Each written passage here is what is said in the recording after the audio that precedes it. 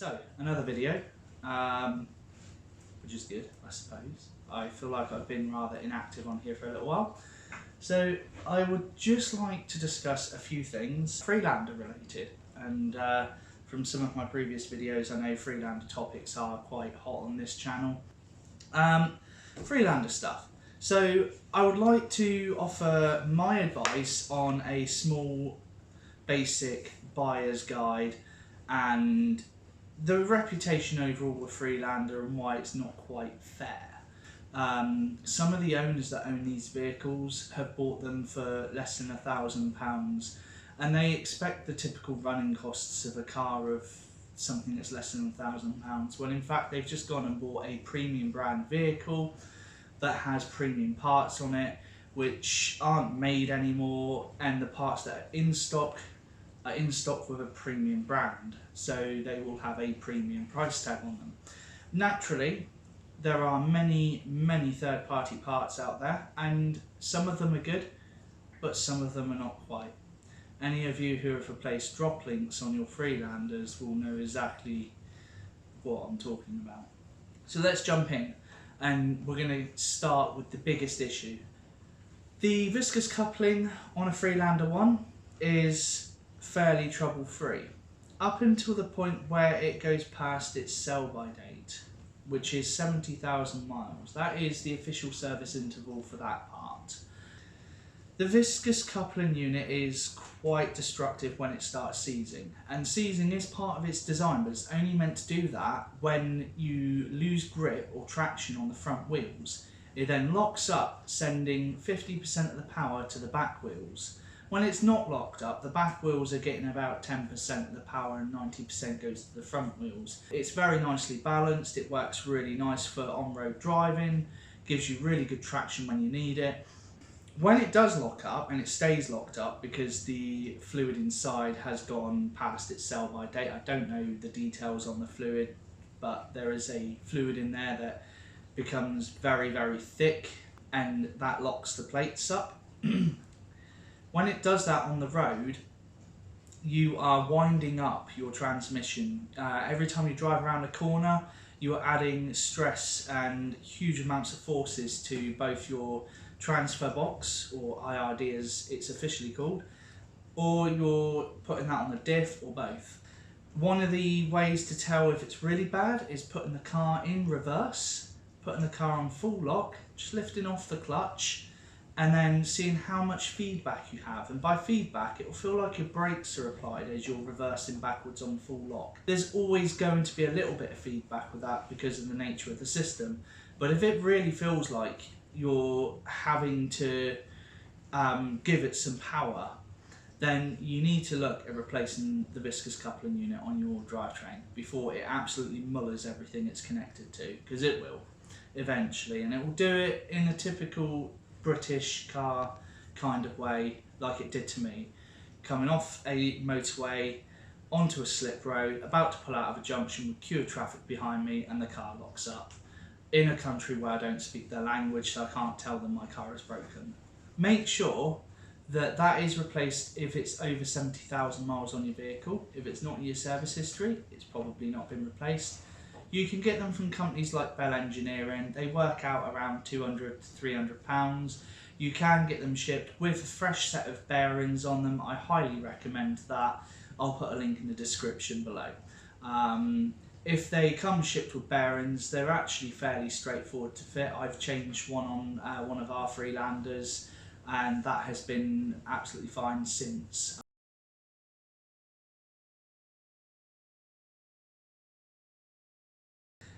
They whine, and generally they're mostly noticeable 50, 60, 70 mile an hour. Changing the oil is not going to fix that. The only way you're going to fix that is changing the diff. And again, there are cheap, easy ways of doing this, and there are not cheap and easy ways of doing this. I recommend, if you have a breaker nearby, you get a used diff for an amount of money, depending on how much they charge you. I think I paid £50 for one of mine. Get it fitted to the car, put fresh oil in it, and by replacing the oil, you're already extending the life of those components in that diff. it's going to be worn, but with fresh oil you're limiting any further wear. And you should be good to go. The chances are you're not going to have that car for any more than 20,000-30,000 miles. So, you know, if you spend £50 on a component that gives you that, you're winning. You have done well. So that's my logic on that. You also can buy refurbished diffs. Now, if you plan to keep the car long term and you are doing a lot of mileage, then you shouldn't have bought a Freelander. But if you insist that you want to keep your Freelander, that's fine. There are companies such as Freelander Specialists and Bell Engineering and a host of other companies that will sell you a refurbished diff with a warranty.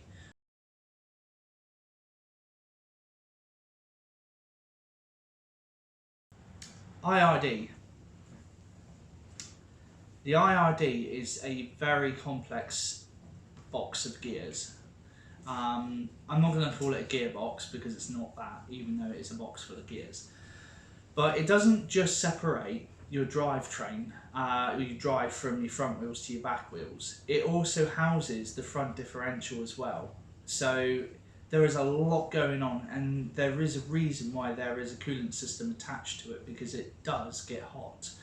There is just, if you look at the schematics, I'll find one on the interweb and I will attach it in this video with video editing magic, and you'll see what I mean. There's just so much going on in such a small amount of space. I would put a healthy sized bet that 50% of the Freelanders on the road in the UK have never had their oils changed in the IRD past warranty. Get it changed. Dingo Croft Oils has a thing where you can look at which oil for which component. But if you're still unsure, because again it's not clear and you can't get those specific oils easily, go to your Land Rover dealership and pay the price they give you and know that you have got the right product. And if you haven't got the right product, you should have an amount of backup.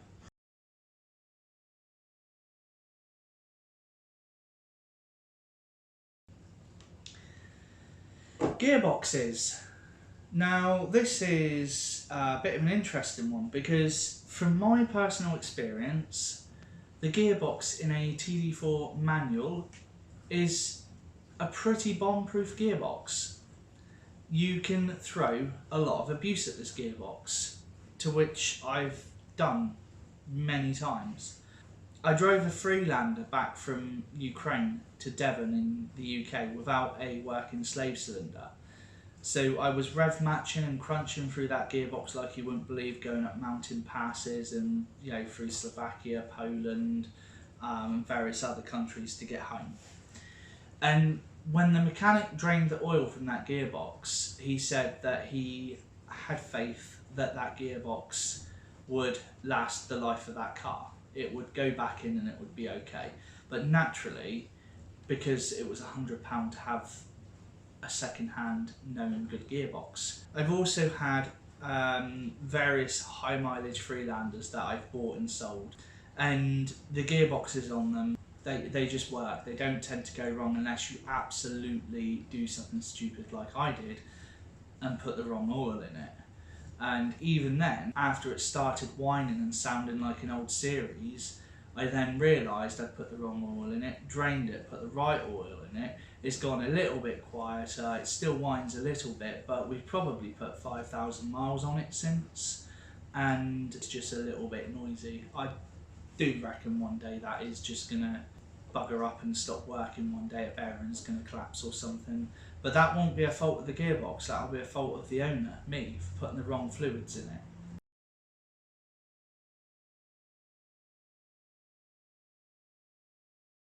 I've actually done a video on checking the oil level. You can't put standard ATF in it. It has some weird procedures for checking the oil levels, draining the oil, filling the oil up. But I may be saying it's strange. I'm not really used to automatic gearboxes, so somebody familiar with that might be telling me that actually, no, this is fairly standard stuff. But the nice thing with that gearbox is it's fitted in a host of other vehicles. There's a lot of support for any issues with them.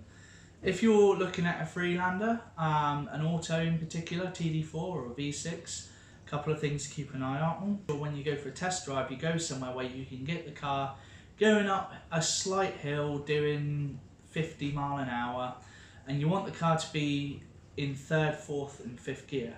Put it in, cycle it through those gears. You don't want to be feeling any kind of slipping. And by slipping, I mean it'll feel like somebody has started to press down on a clutch pedal in a manual car and starting to slip the clutch until you eventually lose drive. I bought a Freelander Auto that had this issue, and one of the drums which the clutch plates sit in had a hairline fracture, so it wasn't able to hold enough oil pressure to lock the clutch packs together. You need oil pressure to make it work, and that was leaking out the drum. So when you get an amount of pressure on those clutch plates, for example, going down the road at 50 mile an hour, wind resistant and the weight of the car, that's enough to start them slipping. As soon as they start slipping, your rev counter just starts going up until it's at the red line and you're slowing down. That's quite an important one to keep an eye out for. That was fixed by my local specialist. I say specialist, he's a car breaker, but he knows Freelanders really well. And he actually changed the clutch packs in that drum in that gearbox, and it is now with a new owner, and I see it regularly. That was 7 months ago. If you don't have a cheap specialist like I do, somebody's going to turn around and say you need an entire new gearbox, and they'll want to order one from one of their trusted suppliers, and you're going to be writing the car off when actually you don't need to. When you're looking to buy a Freelander, there's a couple of other things that you need to look out for which are quite important. If you have a look underneath the car, you need to make sure the prop shaft is on. Whilst you're under there, check the subframe on the back. They tend to rot and they tend to cause issues. You also want to check your fuel tank cradle. So again, towards the back of the subframe, you'll see where your fuel tank comes down. You need to make sure that is in a good condition. That will fail in MOT. When you're having a look underneath, look towards the transfer box.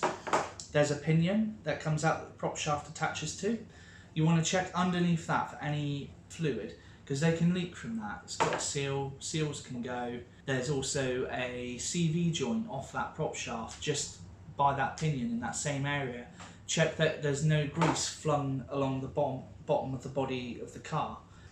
Check the rear arches. They're not known for rusting, but if it's like one of my Freelanders that I've had where the seal isn't sealing on the door, you can get some bubbles. Again, nothing major, but Freelanders don't rot as a rule.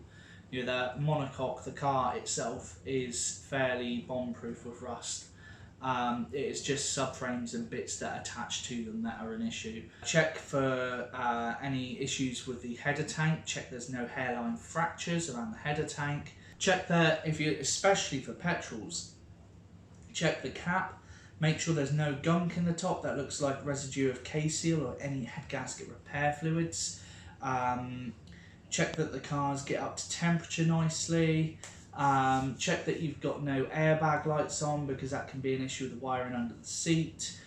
Check for any signs of previous damp or moisture ingress in the headlining, particularly around the sunroof if your vehicle has one. When the back door doesn't seal properly, you can end up with a fish tank, which is essentially the little tray in the boot. It's quite useful for storage. I store recovery ropes and things in there.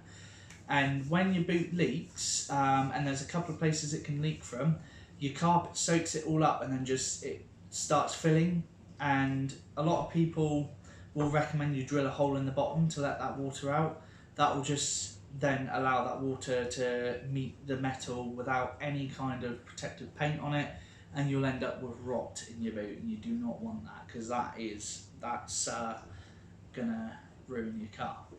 Make sure all the windows work. That's another important one. Check the windows.